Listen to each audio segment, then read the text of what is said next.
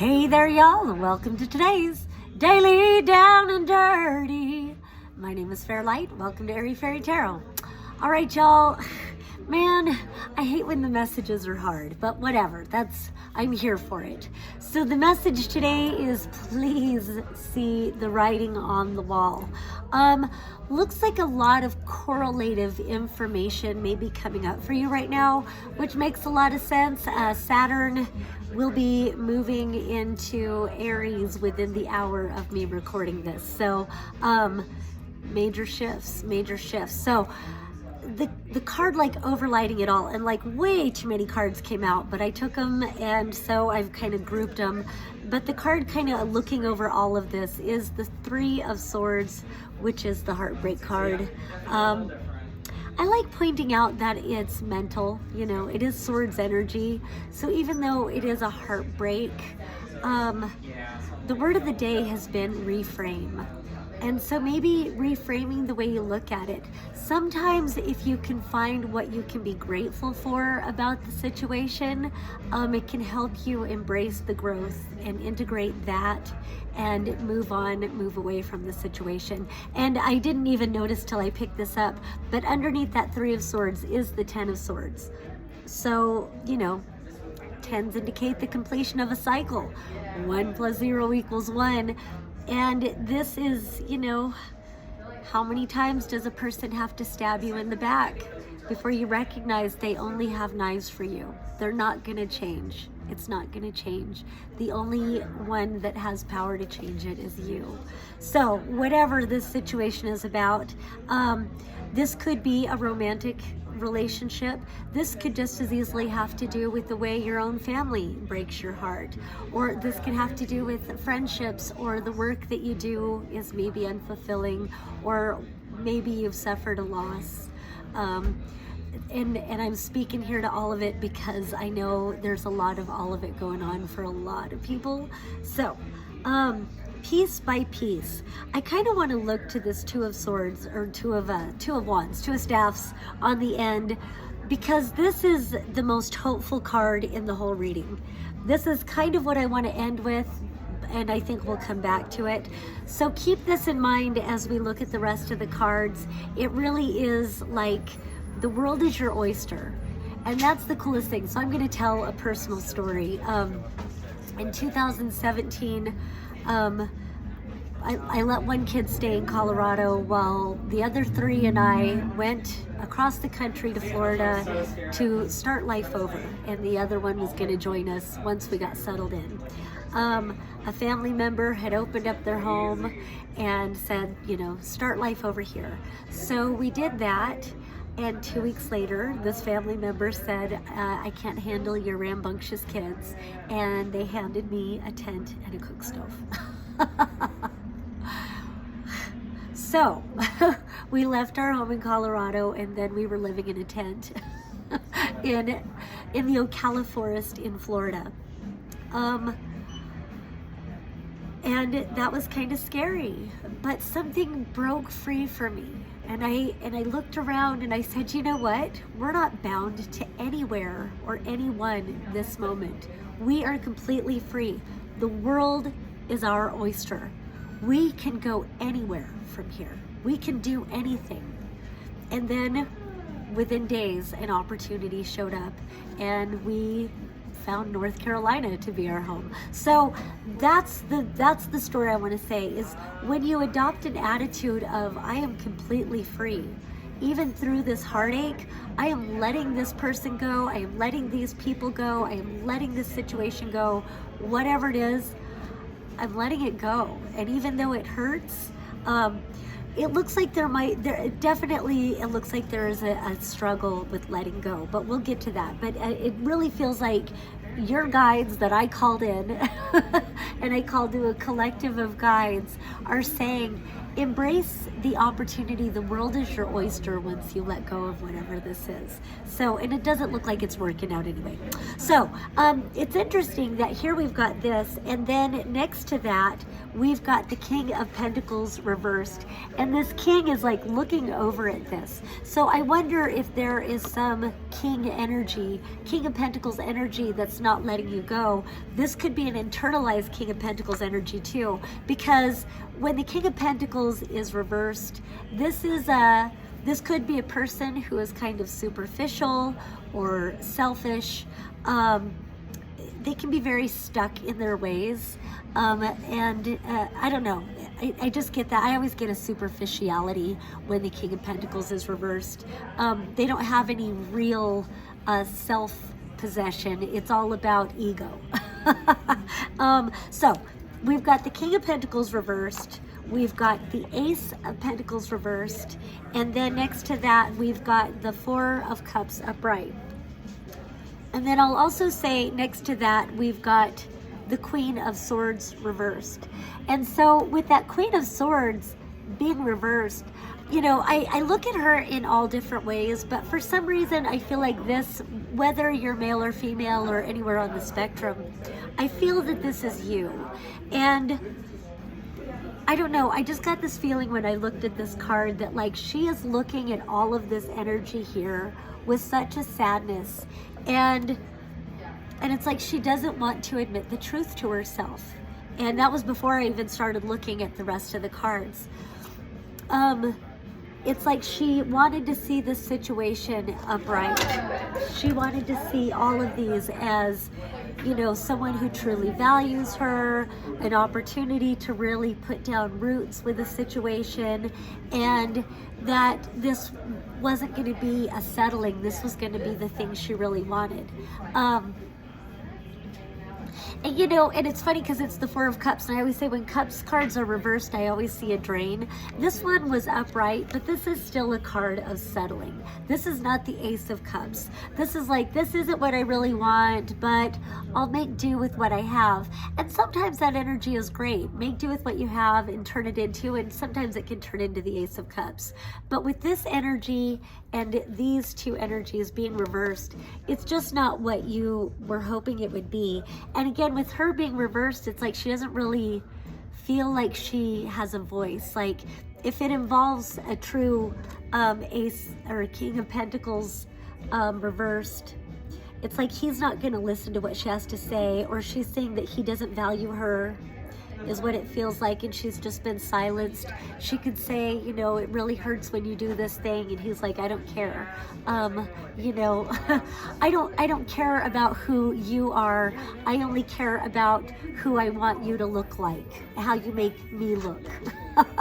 And so, you know, and again, this can be a romantic relationship, but this can also be family members. It doesn't have to be your dad, but it could be your dad, it could be your mom, you know. It's just that patriarchal kind of energy, that reverse thing. And I always like to say, you know, there's not an honest fucking thing about conformity. And so this is someone who really embraces facades. And again, stuck in their ways. They believe in this paradigm of you do this and you prove yourself and you get everybody else's approval and you show how much you've got in your bank account and you drive the car that everybody else drives or whatever, or show off or whatever. And, you know, and you get with a partner that makes you look good. This person look good, but they don't want to know who this person is. They want this person to be who they say they're supposed to be, is what it feels. And I know I'm going deep into that, but again, it feels like this. Well, so one storyline I could get is that this could be a current romantic relationship where you're not speaking your truth, and maybe this is a throwback to what you experienced in childhood. And the reason I say that is because her back is turned to this justice reversed, this upside down, and so she's like looking forward at this current situation, and then where she's got her back turned is the injustice behind her with the Five of Pentacles upright. abandonment wounds. And then with that Six of Pentacles upright, now this is a good card, and it's interesting that the two most positive cards do bookend this, and I guess I hadn't really taken in the Six of Pentacles when I started the reading, because this is kind of a positive, but what I noticed was just the body language and how she's got her back turned to the past injustice, the past imbalance where there's this self-esteem, and then even though there's this positive Six of Pentacles, they've got their backs turned to the Six of Pentacles. So I might look at this one by itself. But again, I really feel like whatever this current situation is, it can surface the root cause of why we get into these situations, why we get involved with people who don't value us, but we think they will. It starts out to seem perfect. It starts out to seem like this is what I want, just to turn into a nightmare, you know, kind of a thing. And then we don't want to believe what we're seeing. And so again, I think life is asking you to see that this is a pattern that's been established since childhood. And with the Six of Pentacles, it does feel like this is a current energy wanting to come in, that where you place your values. And it's interesting because this particular card, I don't see the scale on it, but normally there's a scale on this card, and then we've got the Justice card where there's a scale on this card, and this one being reversed, life setting patterns of imbalance, you know, codependency and narcissism, or, you know, whatever, that sort of thing. It really feels like a lot of codependency, abandonment wounds, low self-worth, self-rejection, that sort of thing. And with the Six of Pentacles, it feels like these two wanting to go together, because we've got the Five and the Six of Pentacles. And I think I already said it, the word of the day has been reframe. And so I think whatever this current situation is, it's giving you an opportunity to maybe start to recognize the self-talk. If you tend to have any kind of negative self-talk, or if you're feeling like, you know, if you're just feeling like things just don't work out for you, and you're believing, yeah, things just don't work out for me, so, you know, I just have to settle because I'm not going to get better than this situation that makes me feel like I'm not good enough. And so then we get this whole, I'm not worthy of better, I can't get better, or I can't start over, or whatever that sort of thing is. And this says, maybe bring a balance to those beliefs. And things won't get better if you don't believe they will. Things can't be better unless you believe they can be. But if you reframe that thinking and say, this is a self-worth issue, this is a self-love issue, and I can reframe, I can heal these patterns. And it's not a one and done deal. This is a lifetime, you know, kind of process where you make a commitment to yourself. You make a commitment to value yourself and not allow people in your life that don't value you. This is where you make a commitment to yourself.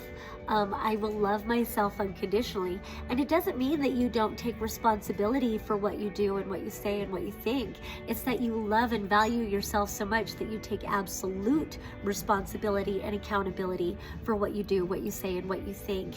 And then you acknowledge, oh wow, I was just doing this, saying this, thinking this, and how do I reframe this? And so you don't beat yourself up for the pattern. You recognize the pattern and you commit to reframing it so that you can begin a brand new pattern, and that old pattern dissolves. So a lot of self-work and self-worth involved here, but it looks like you're worth it. So then we come up to, well, I want to acknowledge this.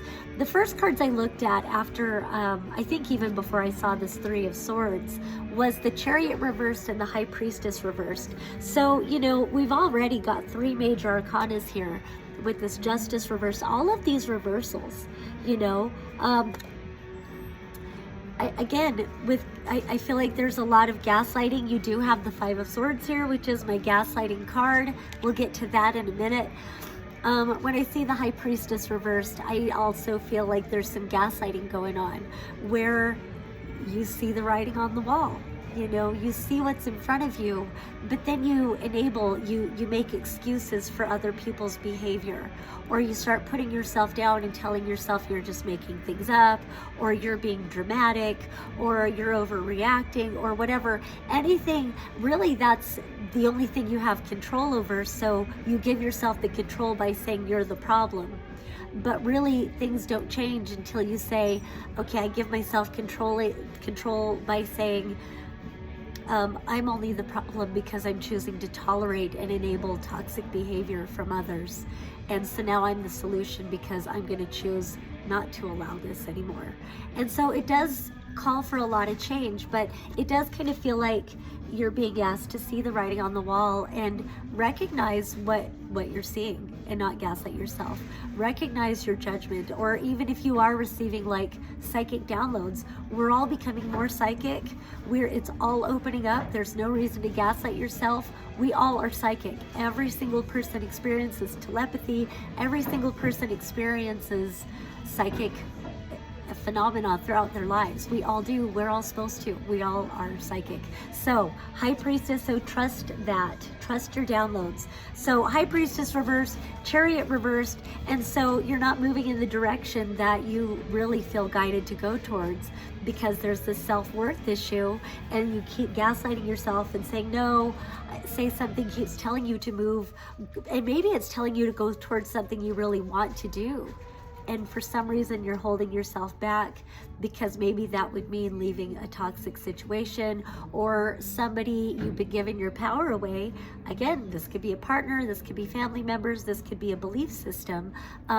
They wouldn't approve of it, or I won't make any money, or what if I da-da-da-da-da. But it looks like with these two cards here, and with this Justice card, and that feeling like a past kind of thing, this is a pattern where you gaslight yourself and don't trust your own judgment, because you're always listening to the people that say, well, you know what I think you should do, and they don't know you at all. They show that they don't know you at all, because what they think you should do is not what you want to do at all.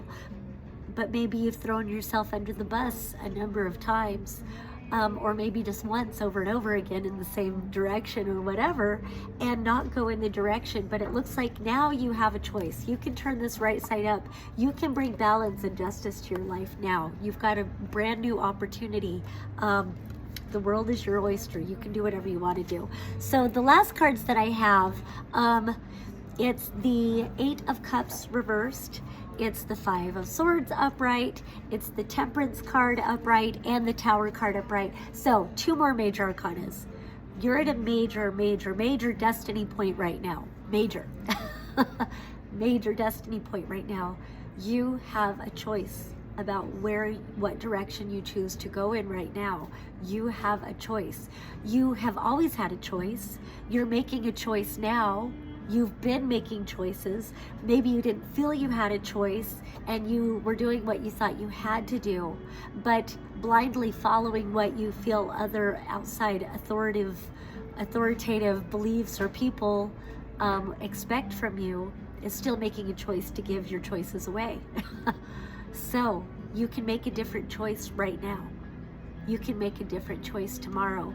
You can make a different choice. You can make a different choice.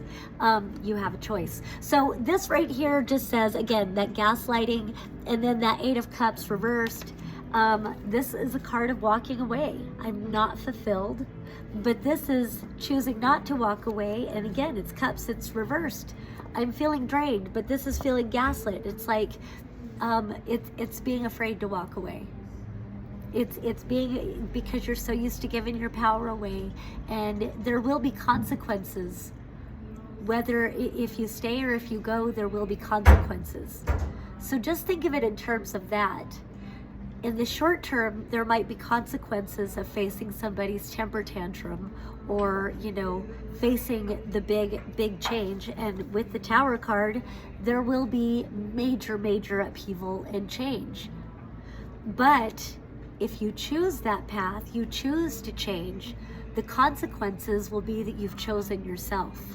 And you might allow yourself true fulfillment, going in the direction that is right for you with this Chariot card, where you won't doubt yourself anymore. You're not going to let anybody else gaslight you about your own inner guidance, and you start trusting yourself, and you bring true balance and justice to your life. And so with the Tower card comes the Temperance card. This is where you make a major shift about self-worth and self-love, and you choose to pour into yourself.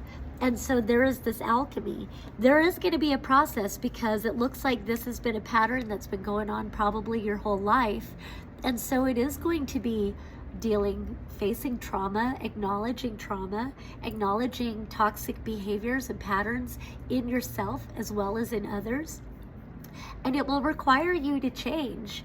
But again, that change leads you in the direction of destiny. It leads you in the direction of what you truly want to explore in life.